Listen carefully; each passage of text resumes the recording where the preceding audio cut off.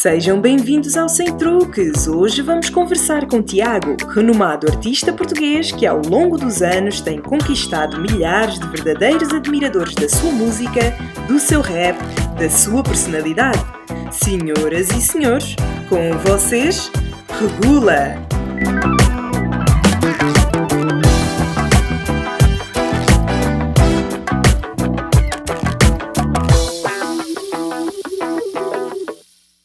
Eu nasci nos Olivais, na Quinta do Bil, e morei lá até aos 3 anos e meio de idade, e depois é que fui morar para o Catejal. Foste para o Catejal. E como é que foi a tua vida no Catejal? Foi uma infância normal. Os meus pais divorciaram-se, eu tinha 6 anos de idade, mas tive uma vida normal. Não foi traumatizante para ti os teus pais se separarem-se? Não, eu senti porque já tinha 6 anos, mas não foi traumatizante, até porque eles separaram-se, mas o meu pai vive ligeiramente perto e nunca falhou com nada. E na escola? Chumbei 2 anos. Não tinha boas notas, também não tinha más. Passava às vezes um bocado a risco, às vezes passava normal, mas não era de estudar, nunca fui de estudar. E era um frete, ter que fazer a escola era um frete. E a minha mãe pediu-me só mesmo muito para eu fazer pelo menos até ao 9º ano. E foi isso que eu fiz. Qual era o teu hobby preferido? O que é que tu gostavas de fazer na altura, fora a escola? Sim, na altura. Na altura era de esportes radicais, fazia bodyboard e andava muito de skate. Sempre tive a música ligada a mim, mas não praticava, só depois de ter contacto com a música, com o rap em português, é que então depois comecei a praticar e decidi que queria fazer aquilo. Mas até lá era mais de esportes radicais, como estou a dizer, bodyboard e skate, era o que eu fazia depois da escola. E como tu disseste agora, tu começaste a ter contacto com o rap. Uhum. Como é que foi para tu começares a ter contacto com o rap, a gostar de música e principalmente a começar a cantar? Foi muito cedo o contacto com o rap, foi com o Batumir, que é o irmão mais novo da parte da minha mãe, e na altura ele já tinha vinis do Vanilla Ice e do MC Hammer, e na altura até se dizia dançar rap, nem faz sentido isso. Mas na altura dizia-se dançar rap. E esse foi o meu primeiro contacto. Também outras cenas mais dance music na altura, mas esse foi o meu primeiro contacto. Mais tarde, quando eu tinha os meus 13, 14 anos, foi quando eu ouvi o segundo álbum dos The Weasel, porque o primeiro é em inglês, e o República, a compilação, a primeira compilação de rap português, e o álbum de Gabriel Pensador. Tive contacto com essas 3 coisas ao mesmo tempo. E foi aí que eu então decidi em começar a escrever e começar a fazer rimas com um amigo meu, com o Tom. Ao princípio tínhamos um grupo que se chamava Duke Skill. Já nessa época, quando tu começaste, já sabias que tu escrevias de uma forma diferente ou que aquilo que tu fazias destacava-se mais? Não, ainda me estava a tentar encontrar aí. Aliás, eu acho que até é notório, porque, por exemplo, o meu primeiro álbum, eu era uma criança ainda. Uma criança, pronto, é um adolescente a passar para adulto, é aquela fase. E eu acho que consegue-se ver bem o meu crescimento, por eu ter feito um álbum tão cedo. Daí eu também não conseguir ouvi-lo nem tocá-lo. Mas... Hoje não consegues ouvi-lo? Sim. Sentes vergonha alheia? Não é vergonha, mas é tipo essa. Acho podre mesmo. Acho tipo, sem nenhum desrespeito a quem gosta, mas acho que era muito básico e algumas coisas eram forçadas. Lá está, eu a tentar procurar a minha entidade, percebes? Por isso é que estou a dizer que aí ainda não tinha altura, ainda não tinha noção de se iria ter impacto ou não, porque eu tinha a noção que ainda me estava a encontrar. Estás a perceber? Sim. Porque tu, quando começas a escrever, imitas um, imitas outro, imitas aquele, tens várias referências, percebes? Mas tu escrevias sobre quê? Escrevia sobre o meu cotidiano, sobre a minha vida, a vida dos meus amigos, familiares, coisas, sobre o meu cotidiano, basicamente. Tu disseste que começaste num grupo, não é? E tinhas um amigo, mas depois o grupo teve mais membros. Não, éramos 3. Era eu, o Tom e o Cláudio, que era o rapaz que era o produtor na altura. Isso foi em 98, 99. Mas eu comecei com o Tom, primeiro comecei só eu e o Tom a escrever. E rimávamos em beats que arranjávamos, até beats de outros e beats de vinis e isso. Mixtapes, tá? Mas depois, quando encontramos o Cláudio e ele também produzia, aí é que começámos mesmo já a fazer originais. Mas isso foi mais ou menos durante 3 anos. Depois eu decidi fazer a minha cena a solo. É tudo mais ao teu gosto, percebes? E é tudo como tu idealizas. E num grupo tem que ser, né, ao gosto de todos, e depois podes não estar de acordo com, sem desrespeito a nada, né? Podes apenas não estar de acordo, mas tens que aceitar porque é um grupo. É mais difícil para chegares ao teu objetivo, em termos de, e é mesmo isto que eu quero. Sim, eu entendo isso, não é? Mas, por exemplo, tu disseste que, voltando atrás, tu começaste a ouvir rap, tu criaste ou fizeste parte de um grupo, tu começaste a escrever. Mas qual era o teu objetivo? Eu pergunto isto porque tu dizes que eras uma criança, aquilo que tu ouves hoje, ou não ouves hoje porque achas que é muito fraco, mas o teu objetivo era o quê? Eu quero ser famoso, eu quero passar as minhas ideias, eu sei que eu tenho um pouquinho de talento mesmo. Epá, naquela altura era apenas impressionar os meus amigos. É sério, naquela altura, é claro que aquilo depois é um sonho, e quem me dera que eu faça disto de vida, isso está-te na cabeça. Mas na altura era impressionar os meus amigos, estás a perceber? Que todos estávamos naquela onda e ele, eu não acredito que ele disse isto, percebes? Eu queria ver a reação deles quando eu tivesse a cuspir as minhas rimas. Esse era o meu foco. Depois, mais tarde, quando vais fazendo parte de mais coisas, vais estando também a par de mais artistas, e começas a idolatrar mais pessoas quando tens mais conhecimento, e depois os teus objetivos começam a ser outros à medida que a cena avança, à medida que tu estás a encontrar, à medida que tu estás a achar que estás a fazer a cena correta. Foi o teu ponto de partida quando tu abandonaste o teu grupo? Não sei se abandonaste Não foi uma cena ou... tipo aí, eu vou-me embora. Não foi uma cena assim, imagina. Aquilo éramos 3 putos e cada um depois começou a ter a sua vida diferente. Um começou a trabalhar, o outro estudava, o outro foi para fora. Tu meio que continuaste, mas foste continuando sozinho. Exatamente. Comecei a fazer as minhas cenas sozinho. Eu acho que eu levava aquilo mais a sério. Muito honestamente, eu acho que era a pessoa que levava aquilo mais a sério. Não estar a dizer que os outros estavam-se a cagar, e eu, em termos de timings, eu sempre fui uma pessoa muito exigente comigo própria, para com os outros você também, percebes? E pronto, foi mais para também não estar a dar na cabeça de ninguém, bora lá, pá, e então decidi fazer uma pista sozinho. Tu és old school. Se quiserem dizer isso, eu aceito, eu posso aceitar, mas é aquilo quando eu digo hashtag o último dos moicanos, é daquela geração. É tipo que eu sou dos últimos a aparecer, portanto sou um old school da new school, mais ou menos, estás a perceber o que eu estou a dizer? Epá, já lá vão uns pelo menos 15 anos desde o meu primeiro projeto, eu aceito que me chamem old school, não me importa. Estás a dizer do teu primeiro projeto a solo? Sim, a solo. Foi em 2002 o meu primeiro álbum, primeira jornada, sai em 2002. Tu trabalhavas, tu tinhas outra ocupação? Imagina, todos os anos era capaz de trabalhar 1 ou 2 meses. Até começar a trabalhar em salões, porque eu tenho outra paixão, que é onde a gente estamos a ter esta entrevista, que é na minha barbearia, que é cortar cabelos, e isso apareceu há 17 anos, foi no ano 2000, percebes? E eu então comecei a cortar no bairro, aos putos, e fui crescendo em termos de sabedoria mesmo, a cortar bem, não sei o quê, e depois em 2003 ou 2004, já não lembro, foi quando eu fui trabalhar para o primeiro salão, que foi para a Chiquinha, ali em Chelas, a mãe do Jaló. A partir daí, depois foi sempre a trabalhar em salões e cada vez a levar, mas sempre uma coisa de 2, 3, 4, no máximo 4 meses. Só depois em 2009 é que eu fui trabalhar para o Johnny, que é ali na Alameda, que agora é o Didi, e aí é que fiquei 2 anos seguidos a trabalhar mesmo no salão, 2 anos seguidos. O resto eu nunca tive assim, tipo, não era, vou trabalhar e depois tenho que vir. Isso foi mais já em 2009, até fazer o gancho, aí sim.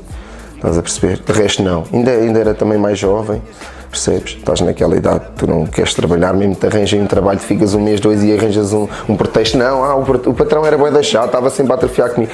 A culpa é sempre dos outros, nunca era tua, percebes? Tu ainda por cima com música, ainda é mais fácil de desviar um bocadinho ali do trabalho. É música, é o pessoal que está todo no bairro. É tipo aquela, não sou eu a única, não sou eu naquela situação, não sou o único, não sou só eu, percebes? E quando tens 11 ou 12 ou 13 ou 15 amigos na mesma situação que querem estar, né, no bairro na boa, e era mais ou menos isso. É a adolescência. É a irresponsabilidade ao mesmo tempo também, percebes? Mas de uma forma, nada por aí, nada, ai meu Deus, que desgraça se ele não se põe na linha, não era, percebes? Olha, tu falas muito nas tuas músicas sobre o bairro, sobre situações que se passam no bairro. As coisas que tu falas nas tuas músicas, é autobiográfico? São, eu acho que é igual em todos os bairros. Tu passas ali uma fase em que está toda a gente a fazer o mesmo e tu tens objetivos a concretizar e aquilo é a maneira mais fácil. Estás a perceber? É rezar para que nada corra mal, mas não é nada do outro mundo. Estás a perceber? São coisas, acho que qualquer pessoa porque morar num bairro passa por isso, não é nada do outro mundo. Falas muito nas músicas, mas eu gostava que tu me dissesse se há algo que tens na memória, algo que mudou a tua personalidade. Hoje tu és uma pessoa diferente por causa disto ou daquilo que se passou no bairro. Isso é em relação a tudo, é para com a vida, estás a perceber? Podes ter uma experiência com o teu companheiro e aprendes com isso, como podes ter uma experiência com uma amiga num bairro, uma coisa que se passou e tu aprendes com isso também, percebes? Agora não tenho nada traumatizante, não tenho nada assim que me afetou, não tenho nada. Epá, também não foi nada do outro mundo, percebes? Não é uma cena tipo favela, estás a perceber? Não é uma cena tipo favela, não é nada disso, é uma cena mais chill. Eu já queria ser pimpa em 95, agora tenho uma data delas nuas no requinte, porque o meu nome é um dos tais, encher qualquer recinto. Tu estás a querer um bar aberto, põe música pimba e a cabinda nas jolas do moço. Tu estás a querer um bar aberto, Sempre que acendo uma spliff. Então, falando dos teus trabalhos, já falaste do teu primeiro álbum, falaste da tua evolução. Eu gostava que tu me falasses dos teus trabalhos, dos teus álbuns, o que é que mudou, o que é que foi sobressaindo em ti como artista. Quando eu digo vezes o meu crescimento nos álbuns é porque eu comecei, o meu primeiro álbum fiz-o ainda muito novo, estás a perceber? E tu vês o meu crescimento como pessoa. A diferença que tu vês é essa, é que do primeiro álbum é uma cena muito inconsciente, muito festa, muito paródia, estás a perceber? O segundo álbum já vês alguns temas conscientes, algumas cenas sérias. A seguir eu lanço as mixtapes, vês a explosão da minha, em termos de skill, de flow, estética de rima, métricas, rimas duplas, triplas. Depois a minha explosão foi no gancho. Já tens, cada vez cenas com mais contexto, temas mais completos, mais variedade, e acho que é por ser diferente, né? Acho que qualquer artista que seja diferente e que tenha a sua marca, eu acho que deve ser da maneira também como eu escrevo, e qualquer pessoa também é a mesma coisa, acho que é a mesma coisa qualquer pessoa que sente isso, é por causa da maneira como tu escreves. Eu faço coisas que outros rappers não fazem, como certos rappers fazem coisas que eu não faço, e é essa a diferença. Como por exemplo? Eu não sou bom, por exemplo, na crítica social. Eu não faço intervenção social nos meus temas, por exemplo. Não sou o especialista para falar nisso porque não estou atento, percebes? E há rappers que fazem isso de uma maneira espetacular, estás a perceber? Todos os rappers têm uma cena sua. Perceber? Sim, e a maneira como entregas a rima, a forma de a dizeres. És tido como um rapper que fala realmente as coisas que se passam na sua vida, que escreve de uma forma espetacular, e também podemos ouvir às vezes, não é? Aquelas pessoas que normalmente sempre dizem, não é? Agora está mais vendido, agora está a fazer música X para tocar mais, para bater mais. Como é que tu lidas com esse tipo de críticas? O que é que tu achas disso? Quando tu és desconhecido, que é quando as pessoas chamam underground, quando tu és underground, quando tu és um desconhecido, as pessoas gostam muito de chegar ao pé e te dizer: já ouviste este gajo? Ouve lá este gajo. E tu, quem é este gajo? Nunca tinha ouvido este gajo. Quando essa pessoa que gosta de mostrar aos amigos um gajo novo, chega à casa da irmã e vê a sobrinha dele, por exemplo, a ouvir a música desse mesmo gajo, aí já está aqui, até a minha sobrinha já ouve. Isto é comercial. É mais quando tens a exposição máxima, as pessoas automaticamente vão dizer que tu agora és isto ou és aquilo. Só que eu não digo isso sinceramente. Eu acho que eu sou a prova disso, que eu explodi com um tema que fala de sexo e não passava nas rádios, percebes? E tive 2-3 anos a dar concertos, mesmo bastantes concertos por ano. E eu não tinha um tema sequer a passar na rádio. Como é que tu chamas comercial? Percebes? É tipo, não há porque. É um tema que fala de sexo. Não está aqui um refrão catchy para a rádio, não há aqui nada para a rádio. E nem sequer passava na rádio. Hoje em dia passa, porque hoje em dia já passam tudo, graças a Deus e ainda bem. Mas na altura não foi o caso, não podem dizer isso. Eu acho eu acho que é um bocado isso, percebes? Porque diz-me lá o que é que eu faço diferente aqui, que fiz no primeiro álbum, sem ser as rimas melhor estruturadas e o contexto da cena. Eu falo das mesmas coisas. Fala de uma maneira melhor e chega a uma conclusão. Se calhar consigo mostrar, pintar o quadro melhor para as pessoas verem o que é que eu estou a tentar falar, percebes? Acho que é mais por aí. Eu não faço nada diferente, eu não falo de nada diferente com o que falava antes, a não ser agora se calhar em ser pai, ou uma cena assim diferente que realmente muda, né? Mas atrás, o tempo atrás e não dás por ela a passar por ti. Tipo vela a queimar ou ir, sem ser o anaitar ou ir. Penso já vou para estar aqui, sense back in the day. É bom que ponhas isto bem no meio da tua consciência. E só a minha mãe mudou-me o meio de sobrevivência. E são os teus pedidos que me chateiam a paciência. Porque para os teus pais acham que eu tenho uma feia aparência. Não me acredito que ainda haja quem critique sem saber primeiro o tipo de gente tem aí no bico.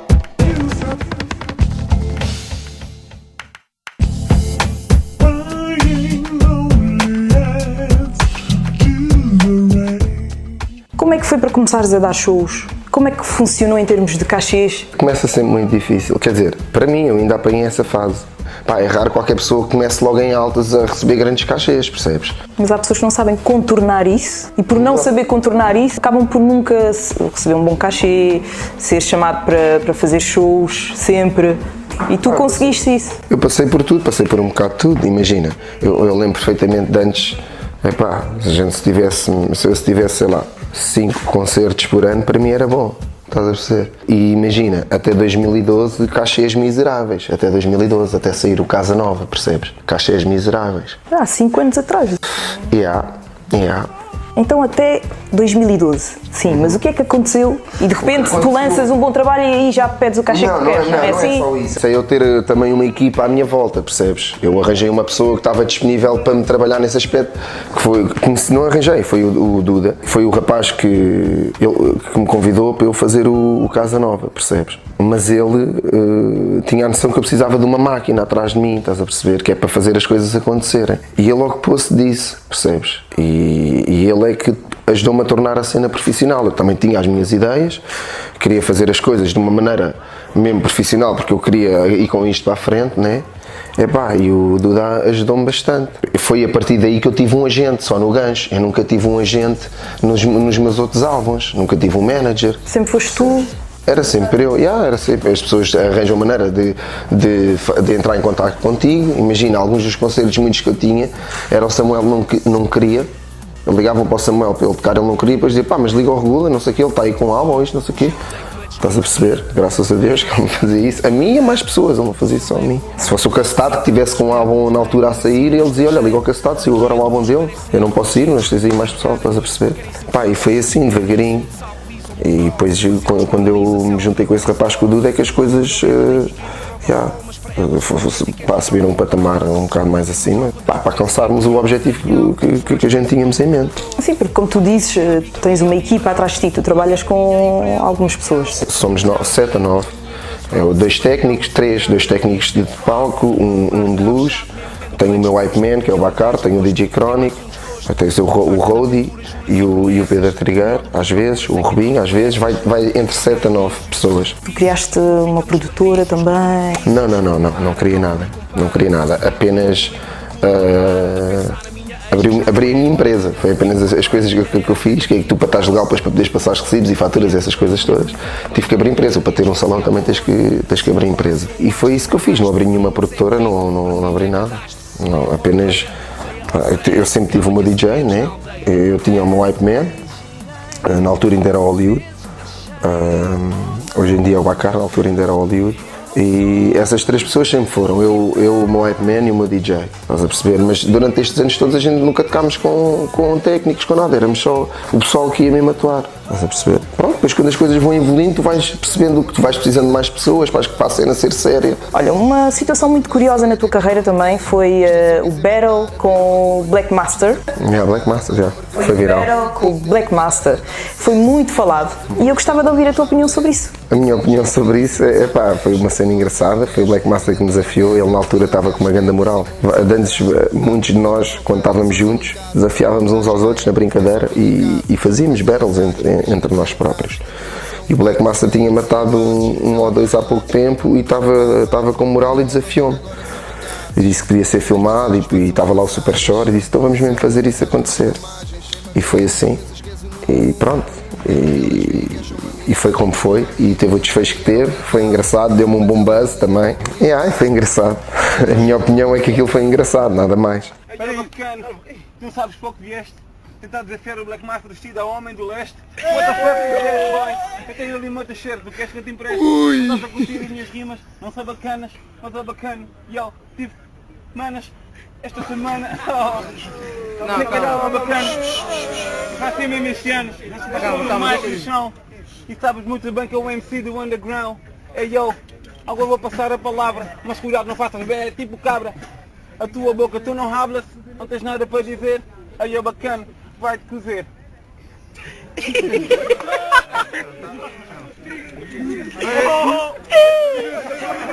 Para quem não sabe, isto já devia ter sido há uma semana e meia, mas tu estavas com medo, boy, saí da aldeia, eu sei, tu não deste graça ao caga, te embadaste na sexta de propósito para não vires no sábado.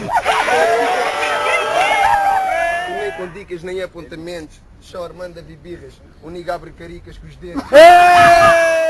Calma, pronto, nigga, tu és meu ouvinte, tu tens a placa nesse jeito porque largaste as aos 20. Maria! Toda não papa, rimas sem código, e o teu álbum quem matou vai foi o Capa e o Pródigo. Toma atenção, tu és mesmo é Get It, ele nem sequer sobressaiu no som com o Bad Spirit.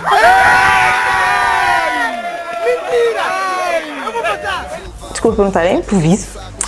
Algumas coisas são improviso, outras coisas já levas os apontamentos na cabeça. É impossível, tu sabes que vais ter uma battle com um adversário, seja ele quem for, tu vais começar a pensar nas coisas que lhe podes dizer, vais tentar procurar os defeitos dele, coisas para rir, coisas para ofender, seja aquilo que for, percebes? Neste meio eu vejo muitos artistas, ou muitos cantores, que gostam de utilizar os rappers, mais na área dos rappers, para, por exemplo, fazer um bife, ou falar mal. A única pessoa que fez isso e que se deu bem foi o 50 Cent, que fez o How to Rob. Foi o único gajo que se deu bem com isso, que ele estigava quase todos os rappers. Foi um single em que ele estigava todos os rappers. Então achas que não vale a pena? Epá, não, acho que tu não é por aí que as pessoas que vais ficar no radar das pessoas. Estás a perceber? Tu tens é que provar, tens de ter uma boa história para contar e as pessoas têm que sentir. Tem que sentir a tua cena. Não é falar mal dos outros que tu vais chegar a algum lado. Pronto, tu sabes que todos os anos surgem novos cantores, Sim. Novos estilos de música, muitos rappers, agora então que toca na rádio e o pessoal vai à televisão, surgem muito mais. Eu queria saber a tua opinião, como é que tu achas que está o mercado do rap hoje em dia? Está melhor que nunca, não é?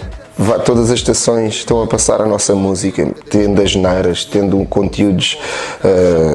Eu acho que está melhor que nunca. Tu vês, há vários estilos, há vários artistas. Tu vês os festivais estão cheios de hip hop nacional. Pá, eu acho que está melhor do que nunca, muito sinceramente. E ainda bem que há vários estilos, que é para cada vez haver mais diferença e hipótese de escolha. Esta nova escola que está em muita boa qualidade. Onde é que achas que o rap Tuga pode chegar que ainda não chegou? O que é que tu sentes falta, tu sendo um rapper, ainda por cima conhecido, top, o que é que tu sentes falta no rap português? Turnés. É a única coisa que eu sinto falta. Há muitos concertos, mas eu estou a falar mesmo de turnés. Sabes, concertos seguidos. Tipo, estares 2, 3 semanas seguidas em turnê, com um concerto hoje, amanhã, depois folgas um dia, depois tens mais 2 dias seguidos. Turnês é aquilo que eu acho que faz falta. Porque eu vou dizer muito honesto, eu não consumo muito hip hop, eu faço, mas eu não consumo quase nenhum hip hop tuga. Eu vou ser muito honesto, eu consumo muito hip hop americano. E é isso que me influencia mesmo muito. Gosto de ouvir também, mas pá, eu não tenho hip hop tuga no carro, não ouço no carro, não tenho em casa, percebes? Sair uma coisa nova, claro que eu vou ouvir, vou prestar atenção. Se for uma coisa que eu ouça, que eu consuma, né? Eu não vou ouvir todas as coisas, mesmo sendo boas, não vou ouvir tudo. Tenho que ouvir uma coisa que eu consuma, que eu gosto, estás a perceber? Pelo menos que faz parte do meu catálogo. Eu não estou super atento, percebes? Não é uma coisa que eu estou super atento, até tento mesmo não estar atento, porque imagina, quando menos eu ouvi melhor, porque às vezes tu podes ter a mesma ideia que outra pessoa, é super normal. Uma rima igual ou parecida ou isso. E se tu não ouvires, tens a certeza que não baitaste ninguém.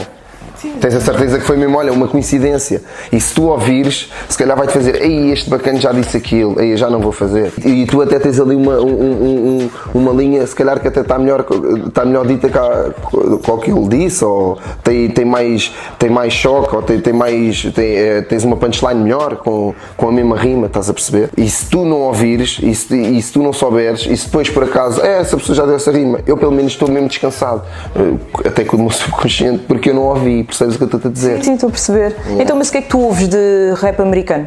Ouço vários, por exemplo, neste momento ouvir o álbum do Jay-Z, por exemplo, o 444, é hip hop americano. Olha, muito curioso ouvir-te dizer que tu não consomes assim muito rap tuga. Pá, eu acho que não tem mal nenhum. Não. Mas consideras-te versátil? Sim. Serias capaz, por exemplo, eu sou uma cantora de Kuduro e eu quero a tua participação, serias capaz de cantar um Kuduro? Não. Considero-me versátil dentro da minha linha. Eu sou capaz de rimar num Kuduro, eu sou capaz de rimar numa Kizomba, mas eu não vou rimar, porque eu não me identifico com isso. Se eu estiver numa festa, eu vou dançar. Se eu preciso, vou dançar, na boa. Se estiver a curtir com os meus amigos, vou dançar. Mas não vou rimar, não quero... Não é uma cena que eu vou fazer com gosto. Aí rimei num beat Kuduro mesmo, desparti aquilo tudo. Acho que não faz muito sentido no meu caso. Estás a perceber? Sim. Há rappers que fazem sentido rimarem Kuduros. Estás a perceber? E eu, não me identifico, não vais ver isso. Eu a rimar nem num Kuduro nem numa Kizomba, não vais ver isso. Mas não tem mal nenhum. Sim. Não tem mal nenhum. O Casanova é um dancehall e se calhar há rappers que nunca iriam rimar num dancehall. Cada um com o seu nível de versatilidade. E com o seu gosto. Tu, para além de cantor, não é? Tu és um homem de negócios, fora da música, porque a música também é um negócio, não é? Nós estamos aqui na tua barbearia, que é Pente Fino, e eu gostava que tu me falasses um bocadinho aqui sobre o teu estabelecimento. Então, isto é uma barbearia, como tantas outras, né? É para cortar cabelos aos clientes, fazer barbas. Estamos abertos todos os dias, menos ao domingo. E o objetivo é que os clientes entrem limões e saem morangos. Mas, é tratá-los da melhor maneira possível, que eles se sintam bem, que entrem aqui de cabisbaixo e saiam daqui com uma grande moral. Estás a perceber? Saem daqui com uma grande moral, com alto astral. Esse é o meu objetivo. Esta paixão já nasceu em 2000, como eu estava-te dizendo há bocado, que foi a primeira vez que eu fui a um salão africano cortar o cabelo. Fiquei apaixonado porque nunca me tinha sentido tão fresh, estás a ver? Por causa das linhas, o disfarce deles é mesmo o disfarce americano, nunca me tinham cortado o cabelo tão bem. Nunca mais me esqueço, foi ali no Tony, na Zona J, o Tony e o Nuno. E eu senti-me tão bem, eu disse assim, não, olha para isto, fresco, não, eu quero fazer isto. Tipo, eu quero fazer isto também para não depender para conseguir fazer a mim também, e quero pôr as outras pessoas assim, a sentirem-se como eu estou-me a sentir, sair dali com uma grande moral, estás a perceber? E a partir daí comprei uma máquina e comecei a cortar. Comecei a cortar os putos, depois é aquilo que eu te disse, em 2003 fui para um salão, em 2005 fui para outro, sempre assim a fazer poucos meses. Em 2009 tive mesmo 2 anos e tal a trabalhar no Johnny's, depois fui trabalhar mais 1 ano e tal ou 2 para o NAF, e depois explodi na música, né? Estabeleci-me economicamente e quando consegui abri o salão, o Pente Fino. Para além do Pente Fino, estás a ver aqui a tua t-shirt, tem aqui... Stay Local é a minha marca, Stay Local. Pronto, também quis desenvolver isso, porque eu também gosto de roupa. Não sou muito ligado à moda, mega fashion, victim, mas estou a par de algumas coisas e gosto de me vestir bem.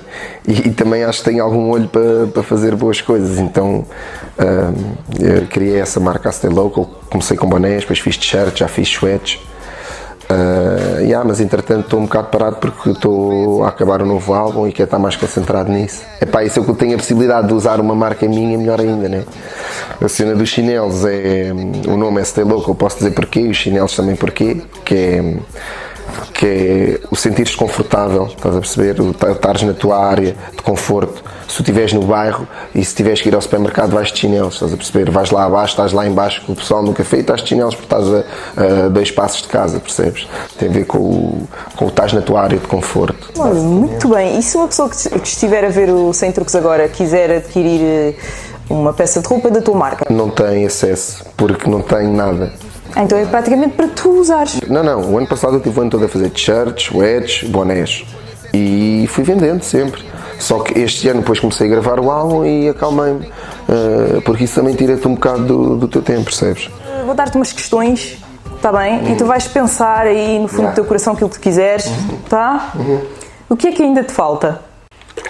Muito dinheiro. O que é que tu ainda vais melhorar? A minha vida. Tu és o melhor em? Tudo.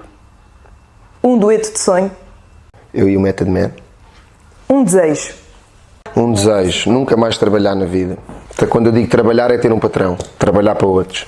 Agora eu gostava que tu mandasses um recado, para quem tu quiseres, escolhes, tens a tua câmara ali, para os teus fãs, ou para quem está-te a conhecer assim de uma forma diferente agora aqui no Sem Truques, ou para as pessoas que trabalham contigo, para quem tu quiseres. Tens a tua câmara ali, fala o que quiseres sem truques. É simplesmente este, obrigado a toda a gente. E organizem a vossa vida, façam por vocês. Esse é o meu recado. Peace. Regula, muito obrigada. Tu és obrigado, muito eu. fixe. Tu também. Eu estava assim meio... Agradeço ao amigo do teu esposo. Sim, exatamente. Agradeço a minha cara. Não, obrigado eu a vocês e desejo-vos as maiores felicidades, tanto profissionalmente como na vossa atuação. Muito obrigada. Tens algum cumprimento do rap? Não. Uma senhora é sempre assim, o cumprimento. Muito obrigado. De nada. Sem truques. Até à próxima. À frente. Desde o princípio que eu tinha visto ilusões à brava, e as tuas acusações só para ver se pegava não faziam sentido, feitio não dava. Se eu sei que fui fedido, mas já chega, para. O clima em casa já está mal, continua e não para. As bocas não param, eles não vão com a tua cara. A minha mãe só me fala dos sítios que ela tem cara, e eu tento dar a pala para não continuar. Mãe, estás enganada, não queres propor um parceiro.